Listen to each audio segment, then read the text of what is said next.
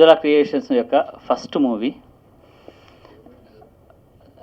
Audio function చేశాము. చాలా చక్కగా అయింది. ఆడియో సూపర్ హిట్ అయింది.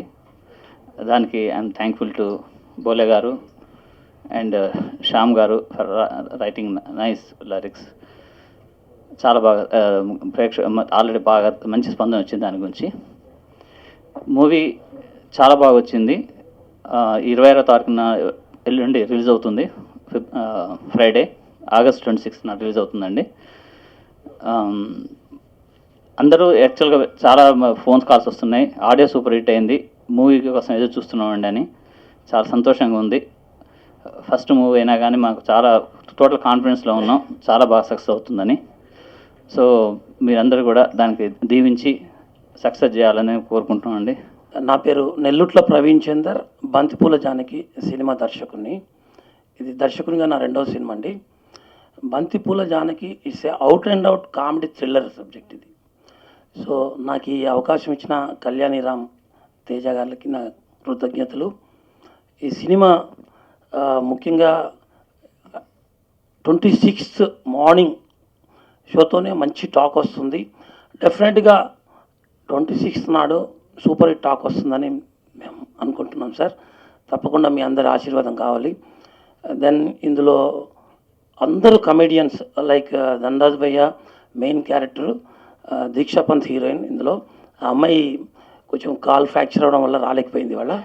దెన్ ఇందులో ముఖ్యంగా సుడిగాల్ సుధీర్, రాకెట్ రాఘవ, దెన్ మన చమ్మక్ చంద్ర, అదుర్స్ రఘు, భరత్ రెడ్డి, ఇంకా చాలామంది నటులున్నారు. All comedians. It's and not out comedy thriller. Please bless us. Thank you very much. And ముఖ్యంగా మ్యూజిక్ బోలే ఆల్రెడీ ప్రొడ్యూసర్ గారు చెప్పినట్టు సూపర్ హిట్. దీనికి lyrics Kasarla Shyam and editor Shiva Y Prasad అద్భుతమైన ఎడిటింగ్ చేశారు. మా జిఎల్ బాబు కెమెరా చాలా చక్కగా చేశారు. ముఖ్యంగా ఈ కథ మాటలు శేఖర్ విఖ్యాత అందించారండి. ఇది కొత్త జానల్ అంటే నాకు తెలిసి ఈ సినిమా తర్వాత బంతిపూల జానకి తర్వాత ఈ జానల్లో చాలా సినిమాలు వస్తాయి. వాటికి ఒక మార్గదర్శకంగా ఉంటుంది. సెన్సార్ సభ్యులు కూడా చాలామంది అప్రిషియేట్ చేశారు. మా పెద్దలు శివాజీరాజు గారు ఇక్కడికి వచ్చినందుకు వారికి కూడా థ్యాంక్స్ అండి. Thank you very much. మీ అందరి బ్లెస్సింగ్స్ కావాలి. 26th we're going to rock. Thank you.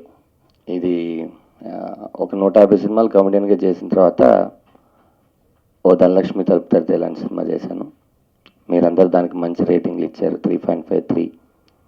కారణాలు కొన్ని దొరకవు ఈ సినిమా ఎందుకు ఆడలేదు అనేది, అది మన చేతుల్లో లేదు. నేను ఫస్ట్ ప్రొడ్యూసర్ గారిని కలిసినప్పుడు ఒకటి చెప్పాను, నా మీద 1.5 కోటి మీరు ఎలా అనుకుంటున్నారని. నేను నీ మీద అనుకుంటలేదు, సినిమా మీద అనుకుంటున్నాను. ఓకే అని కథ మీరు క్లారిటీగా ఉన్నారా. తేజు వచ్చే ఒక పినీసు గుచ్చుకుంటే ఎందుకు గుచ్చుకుంది, ఎందుకు గుచ్చుకోవాలి, ఆ టైంలో గుచ్చుకోవడం కరెక్టే కాదని 100 ప్రశ్నలు వేరు. అంత క్రియేటివిటీగా ఆలోచిస్తాడు. కూర్చొని స్క్రిప్ట్ని మేము ఏం చేసామంటే, సినిమాని మనం 30 రోజులు తీయచ్చు సార్, పోస్ట్ ప్రొడక్షన్ ఒక 3 నెలలు చేయొచ్చు, మరి ప్రీ ప్రొడక్షన్ అనేది ఇంపార్టెంట్ అంటే డైరెక్టర్ గారు, శేఖర్ అందరూ కూర్చొని, కెమెరామెన్ బాబు, ఎడిటర్ని కూడా ఇన్వాల్వ్ చేసి ఫస్టే మా శివని స్క్రిప్ట్లో ఎంత అవసరం, ఏది అవసరం లేదు, ఏది లాగ్ అనిపిస్తుంది, ఇప్పుడు సినిమాలు ఎంత లెంత్ ఉంటే బాగుంటుంది, ఎప్పుడు కామెడీ రావాలి, బిఫోర్ ఎప్పుడు సీన్ రావాలి అన్నీ ఆలోచించి చాలా కష్టపడి చాలా టైట్గా ఈ అద్భుతమైన కామెడీ థ్రిల్లర్ని చేసాం. ఎందుకంటే ఒక్కొక్క సినిమాకి ఒక్కొక్కటి నేర్చుకుంటూ వెళ్తాం, కంప్లీట్గా ఏ సినిమాకి మనం నేర్చుకోం. కానీ బంతిపూల జానకి నేను ఒక 90% నేర్చుకున్నాను. ఎంత లెంత్, ఎంత ఇది, ఏ ఎక్స్ప్రెషన్ ఎప్పుడు అంటే ఆర్టిస్ట్గా ప్రతిరోజు నేర్చుకుంటుంటాం. ఈ సినిమా నాకు దర్శకుడు ప్రవీణ్ చంద్ర గారు కొన్ని కొత్తవి నేర్పించారు. అలాగే నన్ను నమ్మి డబ్బులు పెట్టినటువంటి ముందు మేడం కళ్యాణి గారికి, ఆ తర్వాత రామ్ గారికి, అలాగే తేజ్కి థ్యాంక్స్ చెప్పాలండి. ఓవరాల్గా ఇందులో ఉన్న ఆల్ అదృష్ రఘు కానీ, శకలక్ శంకర్ కానీ, సుడిగాలి సుధీర్ కానీ, చంద్ర కానీ 4 పిల్లర్స్ అండి ఈ సినిమాలో. 4-5 పిల్లర్స్ మీద బిల్డింగ్లో ఉండే వాళ్ళం మాత్రమే నేను, దీక్షా పంత్. వాళ్ళు లేకపోతే ఈ సినిమా ఊహించుకోవడం కష్టం. అన్ని సినిమాల్లో మేము 1 సీన్ 2 సీన్ చేస్తే నవ్వించడానికి ప్రయత్నిస్తాం. కానీ ఇందులో నవ్వుతో పాటు ఇంకొక కొత్త విషయాన్ని జోడించి చెప్తే బాగుంటుందని ఒక థ్రిల్లింగ్ పాయింట్ని చెప్పాం. డెఫినెట్గా ఆడియన్స్ ఆ థ్రిల్స్కి మాత్రం బాగా ఎగ్జైట్ ఫీల్ అవుతారండి. ఈ నెల 26వ తారీఖు సినిమా రిలీజ్ అవుతుంది. ఇదే కాన్ఫిడెంట్గా చెప్తున్నాను. మళ్ళీ 11 గంటల ఆట అయిపోయిన తర్వాత మళ్ళీ నేను వడ్డీసర్ గారు అందరూ ప్రెస్ మీట్ పెడతాం. మంచి సినిమా మీ అందరికీ ఇచ్చాం. మీరందరూ మమ్మల్ని ప్రోత్సహించినందుకు థ్యాంక్స్ చెప్తూ ఒక థ్యాంక్స్ మీట్ పెడతాం. చాలా కాన్ఫిడెంట్గా ఉన్నాం. అలాగే బోలే నందారే నారి ముద్దల జుమ్మకి జజ్జర్ అనే సాంగ్ నా లైఫ్ టైంలో అదొకటే ఉండిపోద్దేమో బోలే దగ్గర నుంచి ధనలక్ష్మి తలుపుతారు అనుకున్నా. దీంట్లో కన్నీళ్ళే తొలిసారిగా అనే పాట అసలు ఎంత అంటే నాకు యూఎస్ నుంచి కానీ లేకపోతే నాకు ఇలాంటి కాల్స్ వస్తాయి అని నేను ఎప్పుడు ఎక్స్పెక్ట్ చేయలేదండి. ఆఫ్టర్ రాజుగారి గది తర్వాత చాలా హ్యాపీగా చాలా ఫీల్ అయ్యి మనస్ఫూర్తిగా చేసిన సినిమా ఇది. సినిమా చూడకుండా మాట్లాడితే స్టేజ్ మీద ఉన్న వాళ్ళని, హీరోని, నిర్మాతని, డైరెక్టర్ని సాటిస్ఫై చేయడానికి మాట్లాడుండొచ్చు. సినిమా చూసి మాట్లాడితే ఉన్నట్టు మాట్లాడచ్చు. నేను రెండోది ఇప్పుడు సినిమా చూశాను. ఇది ఇంతకుముందు కూడా మా ధనరాజ్ పాప ఫంక్షన్కి అడిగితే నేను ఇక్కడ లేకపోవడం రాలేకపోయాను. మళ్ళీ తనే పట్టుబట్టి ఫంక్షన్ పిలవడం జరిగింది. ఈ సినిమా చూశాక నాకు అనిపించింది ఏంటంటే, కోట్లు పెట్టి సినిమా తీయక్కర్లేదు. ఒక మంచి కథ, ఒక పెళ్లి చూపులు లాంటి కథ, ఒక బంతిపూలు జనక లాంటి కథ, సినిమాలు జాగ్రత్తగా ఒళ్ళు దగ్గర పెట్టి డైరెక్టర్ ఫస్ట్ టైం ప్రొడ్యూస్ చేస్తున్న వాళ్ళు చేస్తే చాలా మంచి సినిమాలు తీయొచ్చు, మంచి సినిమాలు వస్తాయి అని నాకు అనిపించింది. ఈ సినిమాతో అంటే పెళ్లి చూపులు సినిమా చూసి స్టార్ట్ చేయలేదు కాబట్టి ఈ సినిమాతో పెళ్లి చూపించిన ఊపితో ఇలాంటి ఇంకా మంచి సినిమాలు చాలా వస్తాయి. హెల్తీగా ఉంటుంది తెలుగు ఇండస్ట్రీ. ఇంతేకాకుండా ప్రత్యేకించి మా తమ్ముడు ధనరాజ్ గురించి చెప్పాలి. హీరో పర్సనాలిటీ కాదు, హీరో వాయిస్ కాదు, ఏ బ్యాక్గ్రౌండ్ అంటే చిన్న బ్యాక్గ్రౌండ్ కూడా లేకుండా సినిమా ఇండస్ట్రీని నమ్ముకుని వచ్చి ఈ స్థితికి రావడం అనేది చాలా గొప్ప విషయం. అది ఈ ఇండస్ట్రీ మీద ఉన్న నమ్మకం అతను ఈ రేంజ్కి తీసుకొచ్చింది. కానీ అతను ఎక్కడ హీరో అంటే, ఒక సినిమా చేసి డబ్బులు తీసుకుని వదిలిపెట్టి వెళ్ళిపోయి ఇంకో సినిమా కమిట్ అవ్వకుండా, సినిమా అయిపోయాక రికార్డింగ్లోను, ఎడిటింగ్లోను, ఈవెన్ సెన్సార్లోను, ఈరోజు ప్రెస్ మీట్లోను ఉంటూ తను వెన్నుదన్నుగా ప్రొడ్యూసర్కి, డైరెక్టర్కి ఉన్నాడే, దట్స్ హీరో. అది హీరో లక్షణం బయట. అది నాకు బాగా నచ్చింది ధనరాజ్ విషయంలో. ప్రతి సినిమాకి ధనరాజ్ ఇలాగే నిలబెట్టుకున్నా మంచి ఫ్యూచర్ ఉంటుంది. ఎందుకంటే మీరు వచ్చాక చాలామంది రెస్ట్ తీసుకుంటున్నారు ఇప్పుడు పెద్ద వాళ్ళందరూ. అలా అలాగే రెస్ట్ తీసుకోమనండి. మీ గ్యాంగ్ ఉంది, జబర్దస్త్ గ్యాంగ్ అందరూ ఇంకా ప్రూవ్ అవ్వాలని, మంచి స్థితికి రావాలని, మీరందరూ ఏకతాటిపై ఎలా ఉండాలంటే మీరందరూ కలిసికట్టుగా ఉండాలి. ఫస్ట్ మీలో మీరందరూ కలిసికట్టుగా ఉండి, బ్రదర్స్లో ఉండి, ఒక ఫ్యామిలీలో ఉండి, బయట ఏం పట్టించుకోకుండా మీ డామినేషన్ ఏదైనా ఉంటే పెర్ఫార్మెన్స్లో చూపించుకోండి. నీకన్నా బాగా చేస్తాను. ఇలాగే మీ ట్రూప్తో చాలా మంచి సినిమాలు రావాలని చెప్పి ఈ ప్రొడ్యూసర్ మళ్ళీ మీతోనే సినిమా తీయాలని మనస్ఫూర్తి కోరుకుంటూ, ఈ సినిమా చాలా పెద్ద హిట్ అవ్వాలని, ఫంక్షన్ చేస్తే ఆ ఫంక్షన్కి మళ్ళీ నేను వస్తానని మనస్ఫూర్తిగా కోరుకున్నాను. బేసికలీ మూవీకి అండ్ ఆడియన్స్కి మధ్యలో ఉండే మెయిన్ బ్రిడ్జే మీడియా. సో మీరందరూ సపోర్ట్ చేసినందుకు చాలా థ్యాంక్స్. మీ సపోర్ట్ ఇలాగే ఉంటుందని మాకు అనుకుంటున్నాం.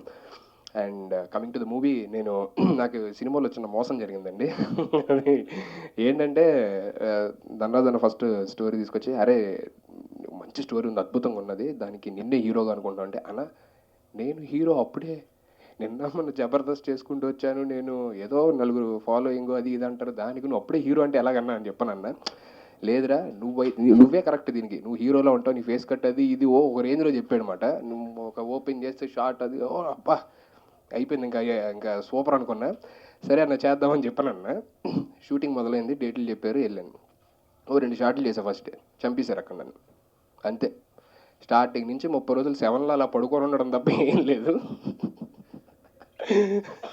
అయితే అప్పుడు అన్న ఏంటన్నా హీరో అన్నారు, 2 సీన్లు 3 సీన్లు, అన్ని సీన్లు 3-4 సీన్లు చేశాను అంతే. తర్వాత ఏంటి పడుకోబెడుతున్నారు, రమ్మంటున్నారు, శవం బ్లడ్ రాస్తున్నారు, ఏం అర్థం కావట్లేదంటే, అవును హీరోనే అన్నాడు. ఏం హీరో అన్నా, ఈ సినిమాలో ఒక సినిమా షూటింగ్ జరుగుతుంది, దాంట్లో నువ్వు హీరోరా అన్నాడు. సినిమాలో హీరోనా నేను, హీరో నువ్వు అయితే అని చెప్పాను. అప్పుడు అర్థమైంది నాకు. It was just for fun, but it was really nice working. అందరి గురించి చెప్పారు ఇక్కడ, డైరెక్టర్ గారి గురించి, ప్రొడ్యూసర్ గారి గురించి, ఎడిటర్ గారి గురించి, మ్యూజిక్ డైరెక్టర్ గారి గురించి, అందరి గురించి చెప్పారు. So no need to say about everyone పర్టికులర్గా. బట్ ఈ సినిమా ఇంత సక్సెస్ఫుల్గా అవుట్ అండ్ అవుట్ కంప్లీట్ కామెడీతోని రావడానికి గల మెయిన్ కారణం నాకు తెలిసి ధనరాజ్ అన్న. ప్రతి ఒక్క క్యారెక్టర్ని పిలిచి అరే నీకు ఇది బాగుంటుందిరా, నువ్వు ఇది చేస్తే బాగుంటుందిరా, నీకు ఇది కాదు ఇది బాగుంటుందిరా అన్న, అందులో డైలాగులు ఎక్కువ ఉన్నాయి కదా, ఇందులో ఇది ఎక్కువ ఎవరన్నా అన్నా సరే లేదురా నీకు ఇది యాప్ట్గా ఉంటుంది చూడరా ఇది బాగుంటుంది అని చెప్పని చేసి డిజైన్ చేసింది ధనరాజ్ అన్న. సో థ్యాంక్స్ టు ధనరాజ్ అన్న for giving this great opportunity and thanks to director గారు. అందరం అంటే ఇది ఒక సినిమాలో స్టార్ట్ చేయలేదు, ఒక మిషన్లో స్టార్ట్ చేసాం అన్నమాట. సో మిషన్ ఇంపాసిబుల్ కదా, మిషన్ పాసిబుల్ లైక్ ఒక మిషన్లో స్టార్ట్ చేసి అందరం కష్టపడ్డాము. ప్రొడ్యూసర్ గారు అయితే ఫస్ట్ డే వచ్చారు అంతే, ఫస్ట్ డే వచ్చి షూటింగ్ ఎలా జరుగుతుంది ఏంటో చూశారు వెళ్ళిపోయారు అంతే, మళ్ళీ రాలేదు ఆయన ఇప్పుడు దాకా, వాళ్ళ అబ్బాయి ఉండి చూసుకునేవాడు. అండ్ శివ గారు అయితే అక్కడే డే అండ్ నైట్లో నాకు తెలియదు కానీ పొద్దునుంచి ఎప్పుడు దాకా షూటింగ్ జరుగుతున్నా అక్కడే కూర్చోవడం, రష్ రావడం, చూడడం, అన్న ఇక ఇది షార్ట్ ఇక్కడ మిస్ అయింది మళ్ళీ ఉడదేద్దామని చెప్పడం ఇక్కడ ఇది బాగుంటుందని చెప్పని ఆయన చెప్పడం. బోలే గారి గురించి అసలు చెప్పక్కర్లేదు, ఆయన ఏంటి అనేది ఆడియో ఫంక్షన్లోనే అది అర్థమైపోయింది అందరికీ.